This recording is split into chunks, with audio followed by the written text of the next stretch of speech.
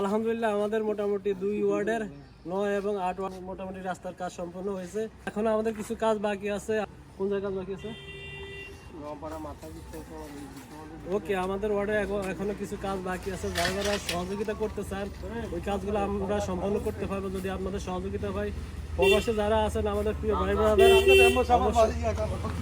এই যে আমাদের আগামীতে মেম্বার তো সবাই আপনার কিছু বলার আছে? কিছু বলেন।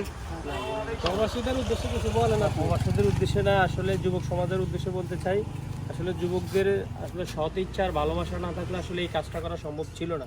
আমি ধন্যবাদ জানাই যুবকদেরকে। আগামীতে যেন তারা এইভাবে কাজে এগিয়ে আসে, যেন আমরা সবাই মিলে একত্রে এই ধরনের কাজগুলো করতে পারি। তো আসলে আমরা চাইলে আমাদের দেশটাকে আমরাই উন্নত করতে পারি।